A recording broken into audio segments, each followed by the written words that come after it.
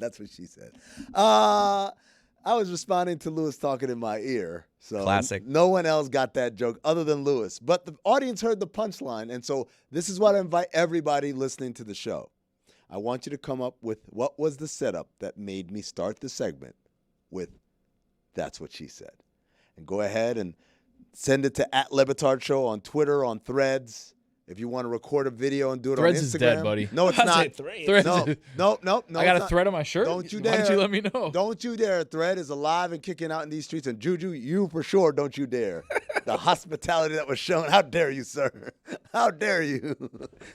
But no, anywhere on social where you find Le Batard Show, go ahead, shoot us a comment. Let us know what the setup was for me to deliver the punchline. That's what she said. I want to talk about the Minnesota Timberwolves, but not about their basketball.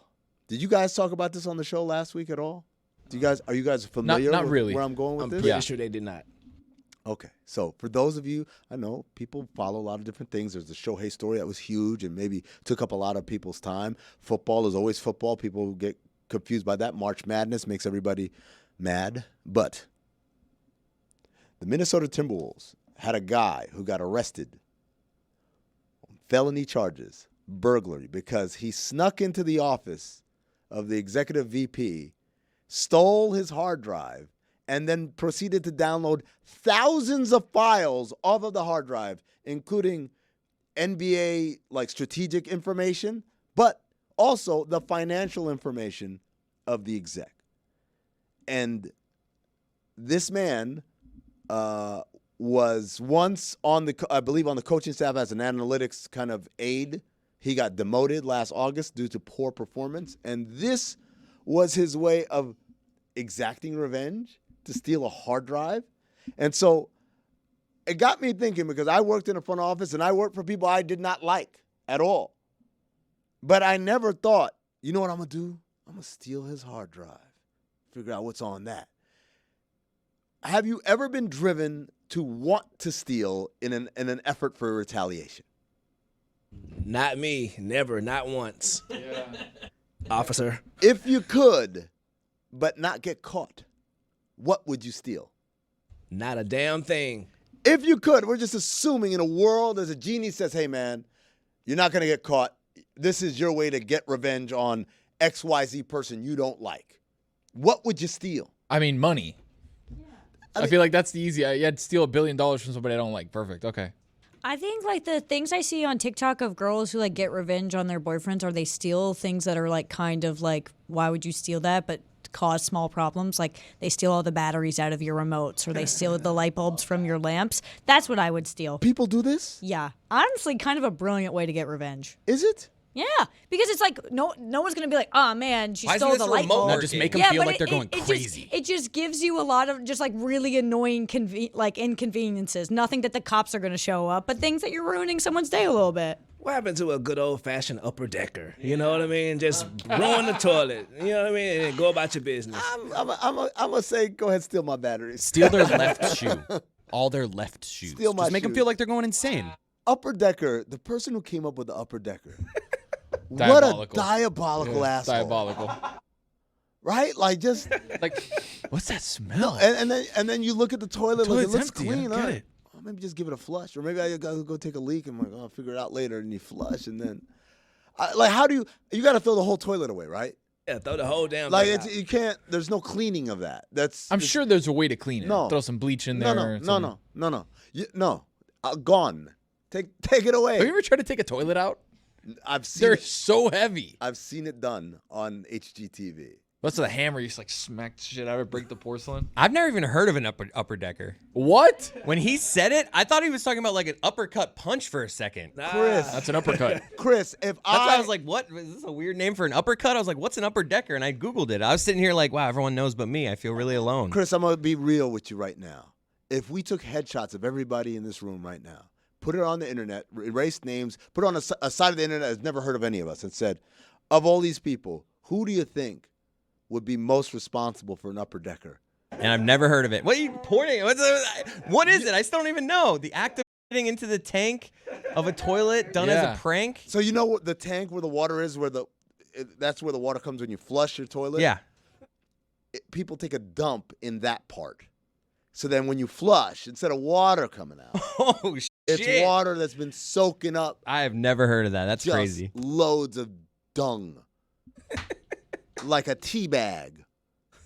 Does sound like something I would have Loads done. of dung is the scientific term also. It's just, oh, man. Like, why? How mad was that guy, by the way? Was he mad or was he just the person who took the joke too far? My real Dan doesn't like this topic, by the way. Right. Speaking of dung, I feel like the Chicago Bears are in a prime position right now to have their future look bright. Like if they draft Caleb Williams with the pieces they surrounded him with already, especially combined with that defense pulling it together at the latter half of the year, dare I say that's a rookie's best friend. I'm gonna say this right now about Caleb Williams, and this is something that your regular Dan ain't gonna do, but your step Dan is gonna have a word about this. Brother, you can paint your toenails and your fingernails. You can put on lipstick. You can do all that stuff. You better be good. Just like Joe Mazzulla. Like, if you do that kind of stuff, that outside the box kind of stuff, you have to be amazing. Because the minute you mess up, they are going to light you on fire. I'm not telling anybody how to live their life. You live the life, whatever makes you happy. I'm just saying, when you're in that position, You better be damn if you're going to be good. eccentric in any way, however you define that, you got to be good. It's the same thing that we do with Mike McDaniel, right? Like, oh, he's quirky, he's cool, he's the fun coach. And then you lose to the Bills, and then you lose to the Bills again, and then it's like, ooh, things are not that quirky anymore. Yeah. Like, we need to do better. Maybe go to too many Heat games. It's wild that people are just discovering this. He's been doing this forever. Back when he was playing for USC, he used to play or paint "Fuck Utah" on his nails. So like before the game, you would see the shot. I always thought it was cool. I don't know why people care so I think much. it's You awesome. guys gotta I think chill it's out. awesome, too. Everybody's got to relax. I'm not judging what he's doing. I'm not Saying saying gotta it's be good. awesome or Sounds terrible. a I'm little just saying tricky. when you do that, you cannot go out there and get your ass rocked. But like what Maybe you can. what I is mean, look, so well, all right, Juju. We talked about it yesterday. I pretty much commend him for doing this. Like, if that's what you like to do, if you want to paint your nails, wear lipstick, shoot, turn up. I celebrate it. I think it's cool of him to do that because that's a community that doesn't get a lot of support. So if you're going to show support to the LGBTQ community, why not? I love it. You can also just paint your nails. Yeah, I don't think he's doing it for support. It was how he. Did you see the video? He painted his nails. He had lipstick on his whale with the pink phone. He was doing a little. I think it was cool as hell. I'll be honest Yeah, with you, Juju. I don't think it was an LGBTQ thing. I think he was like, I'm going to a women's game. Let me do some stuff. I also I no, think I that's don't chauvinistic. either. He That's does chauvinistic. this all the time. Like Yeah, he this is did just this. what he does, He did man. this at USC all the time. It's just he's always been doing it. I think the People are way just that now we're breaking noticing it down is slightly like I don't want to say problematic, but the way that we're making this as if it's not like Jeremy, a normal masculine thing Jeremy, for him to do. if he gets sacked 5 times because he held the ball too long and throws 3 of 13 in a game, Yeah, the worst people on the internet are going to be ready toward him. That's- Who cares? That's what he was saying. That's That's all all I'm he was saying. saying. He's just And saying that the comments and the commentary for a rookie quarterback, something like Trevor Lawrence, because like the he had noise long gets hair. Like people did the same shit. Like I just think that I get completely what you're saying. Like I get completely what you're saying about it being out there. I just don't know that this is that far out there, especially in Gen Z, man. This is not out there. I'm just saying, if you're gonna do that, you better be nice as. Well, he won the Heisman, so Along the lines of you better be nice as you know what. The kid from Duke, My man, Jared McCain. who does a lot of TikTok stuff. And I'm not talking about like, hey, guys in the dorm room or hey, in the locker room getting ready. He does like all the trends, all the little dances, everything like that. Again, I say emphatically, whatever makes you happy, do it. As long as you don't hurt other people, do it. But understand, if you're going to do all that, you better be nice as what? You can't. Drop 30 points. You can't. No. You guys keep talking about. Lucy ended the segment talking about Caleb Williams on the Heisman. You're talking about. I'm not talking about that. That's easy. You're playing against teenagers. I'm talking about when you get to the big bucks. I'm talking about when you play against the big boys. You better be nice. It's kind of like what happened with Lonzo Ball, right? Even though Lonzo wasn't doing any of the talking, it was LeVar. It's like, it's cool, it's funny, it's attention, it's all that stuff. You better be nice as fuck. You can't have all of that or all of this as we're seeing on the screen. Is this a likable Duke player? No. The most likable Duke player of all time. 100%. I love his videos. He's great. You love Justice Winslow. What are you talking about? I mean, I did love Justice. Okay. Winslow. That's different. Okay. But not while he was a Duke.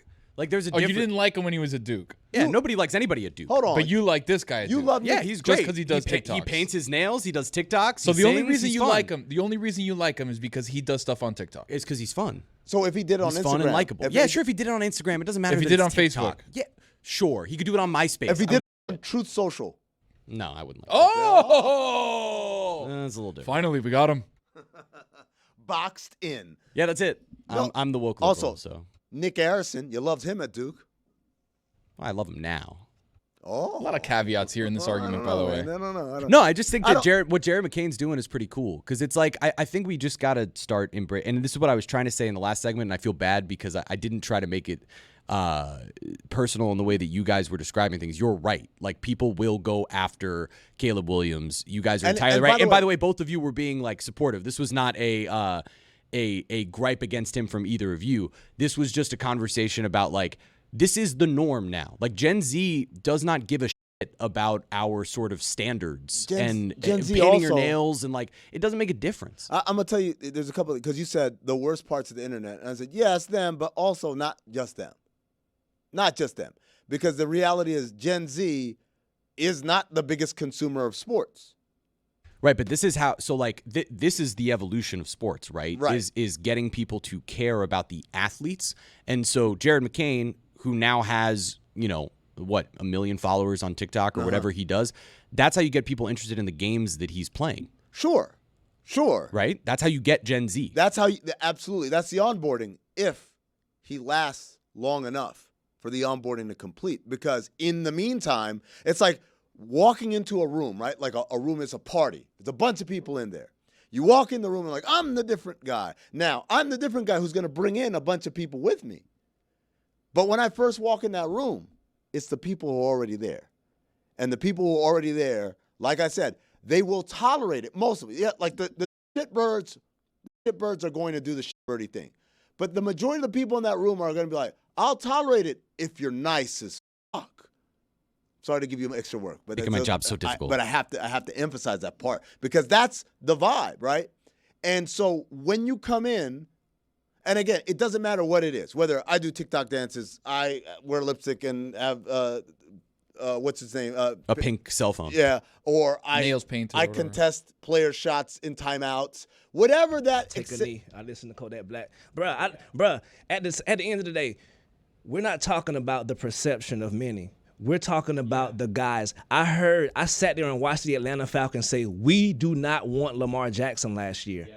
Because of how he just whatever the motivation for that was. Yep. We're not talking about Generation Z. Generation Z is not signing the checks. We're talking about the people who are going to be hiring these young players, and their opinions ultimately matter the most because they are a clique of people who can tell each other, we ain't signing them, don't you sign them. So that's the angle I'm coming from. Of course we support these brothers and sisters, these young people. Why not? Look what we support them to the end of the earth.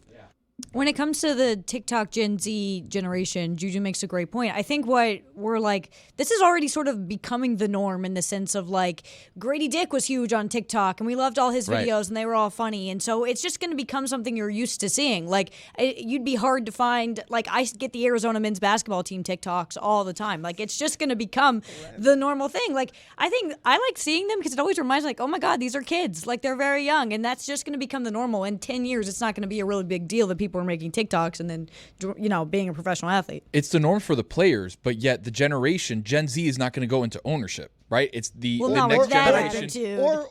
attitude. Not with any attitude. Nobody can afford a house. Even more so owning a sports team. But the point is, as the generation, whatever boomer generation that is, the next generation picks it up and picks it up. Gen Z has like 50, 60 years until they get into those positions. But with player empowerment the way that it is, and individuality being so emphasized within all of these sports, I mean, we could talk about Jazz Chisholm Jr. too, and the way that he's talked about the MLB clubhouse. Like, Gen Z is being embraced. They have to be embraced. They're the labor. But Jeremy, they're embraced when they're nice as get it ready, nice as fuck, right? And so this isn't even new. Dennis Rodman was out here with eyeshadow and wearing a dress. Right.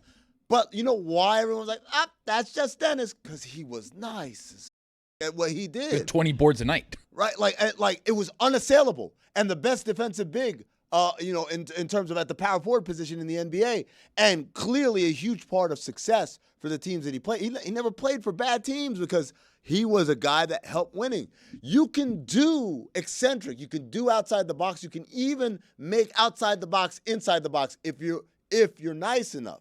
But if you're not, if you're just another dude, they will eat you alive and spit you out and won't think twice about it. And it's all contingent on your ability to produce until it becomes a norm. Allen Iverson is a great example of this, right? Allen Iverson was outside the box as you can get. Tattoos, braids, trying to put out a rap single in the middle of his career, traveling around with a big entourage. Like, he did things that Commissioner Stern was bouncing off the walls. If Allen Iverson were Eric Snow, he'd be out of the league. But his talent allowed him to continue. And not only that, as he continues, what happens? He influences. Everyone else is starting to get their hair braided. Now everybody else, more visible tattoos. Guys used to get tattoos like on their stomach and on their back, places that you couldn't see it. Now you see guys with sleeves. Now you see guys with the compression sleeve and the fashion. And so he molded the culture. But if Allen Iverson were just a good player, dog, none of that shit would have happened. And so that's what I say about Caleb Williams. That's what I say about the young man from Duke whose name escapes me. Jared McCain. Like, it's cool. You better be nice, because if you're just good, like Juju said, the people that sign the checks, they're going to get you up out of here. Do you think that being sort of eccentric, as long as it doesn't affect the locker room and eccentricity, like, I think the thing that Lucy and I were sort of agreeing on here is that maybe it's just through the Gen Z lens, but like painting your fingernails pink or having a pink phone case or throwing on a little lip gloss, whatever, like that's not eccentric amongst each other. Yes. And so if it doesn't interrupt what's going on in the locker room and you're not an issue off the court or off the field, then what is the real problem? If it doesn't affect sort of your behavior around ownership or things like that, it's just, hey, I'm blending in with my generation, then how is this really an issue for anyone? I would say, again, it's not about whether it is an issue. It's about whether it's perceived as an issue, right? So, right, of course. So, yes, my 27, 25, 20, even my 31-year-old teammate doesn't see anything untoward about it. My coach, maybe. But again, all of it is absolved. If you're nice, you do whatever you want, man. Dennis Rodman went to Vegas in the middle of a championship season. He went to Vegas, and they couldn't find him. Like, that was the best part of The Last Dance. And by the way, that wasn't like a big secret. Like, people knew he was doing these Vegas trips in the middle of the season. Hell, James Harden in Houston was doing Bahamas trips. Like, if you're good enough, we will tolerate anything. Mike D'Antoni used to say, I'll play Satan if he's got a jump shot. Meaning, like, you can be like just as outside the boxes can be if you are producing. If you're producing. If you are just a regular person with the ups and downs that regular people go through, the tolerance level goes down to near zero. And to that point, right? Again, it's not your teammates.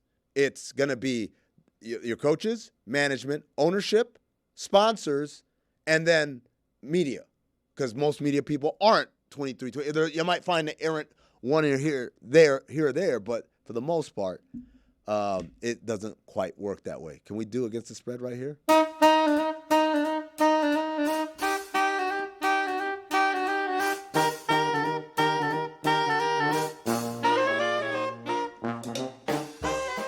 That's right. It's time for Against the Spread. And it is sponsored by DraftKings. Stay tuned because you'll hear more about DraftKings and all it has to offer throughout the show. DraftKings, the crown is yours. I'm going to stay in the NBA. I don't know why I said stay because I'm the first one to go. Magic playing the Warriors at home on a back-to-back for the Warriors tonight. I'm going to go with the Magic minus 4.5. You know, the old back-to-back. It's a tough trip. The Miami-Orlando back-to-back. Exactly. Everyone always talks about how tough that is for teams. It's like playing in Denver on a back-to-back, playing in Orlando. Just like it. Tony, what do you got? We are going to the college hoops Sweet 16, and I am taking the North Carolina State Wolfpack plus 6.5 against Marquette. DJ Burns, the big dog, the smooth operator. I'm taking the Wolfpack plus 6.5. More to come later in the show from Tony Brackets, by the way. Anybody else? No? I'm staying in the association like Chris. I'm going to Memphis tonight. We got the Los Angeles Lakers versus the Grizzlies. I think the Lakers got a little twinkle in their eye because after last night, a lot of good momentum. And the Grizzlies, we all know, are rebuilding. Salute to Gigi, I love you. But I'm going to take the Lakers against the spread. Against the spread. -4. So I don't know if you guys know this about me, but I am a fan of eating exotic animals. I'm using exotic very loosely, but you tell me that we have an opportunity to consume an animal that people usually don't consume, I'm there. You're in? I'm in. So obviously you don't eat pork. That's the only animal that you don't eat. Yeah, I don't eat. Oh, and shellfish because I'm allergic. Okay. When it comes to exotic animals, what's the one that you've tried? You've been like, not bad. Oh, a bunch. More than not bad. Rabbit.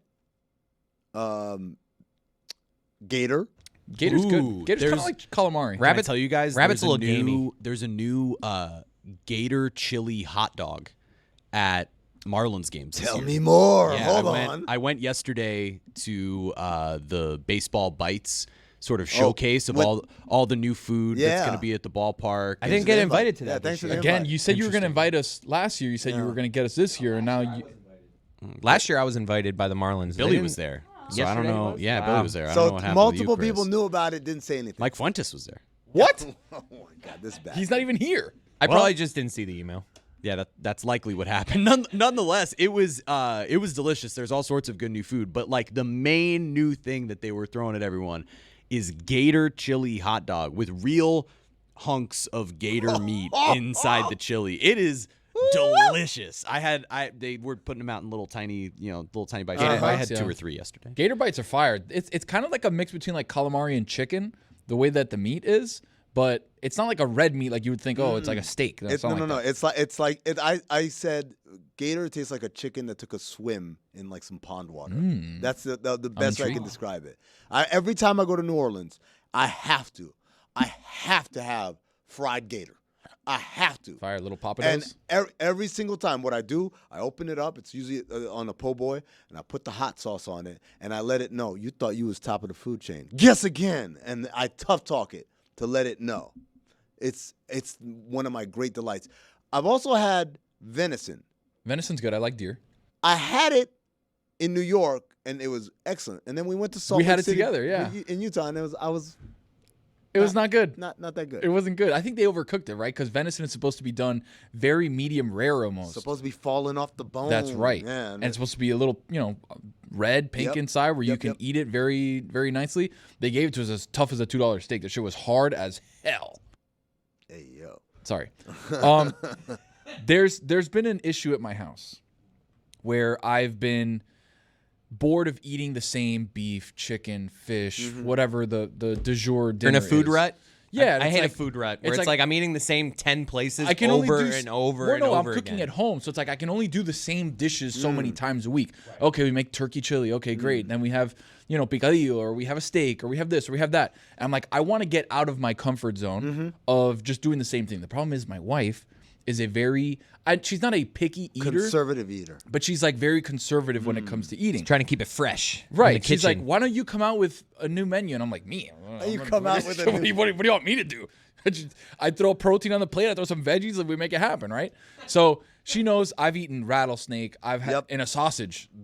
Fire. In Denver, I've had it. Fire. There's a place in Denver that had a rattlesnake sausage. It was great. Sports Nation, they got us a chef from Texas who came out and was like, these are some better tailgate foods. And boy, he was bringing flames with him. That rattlesnake, Crazy good. crazy good. So stop it. yeah, you need to stop that. Juju guy. Stop it. So I went to a place that does high quality meats, right?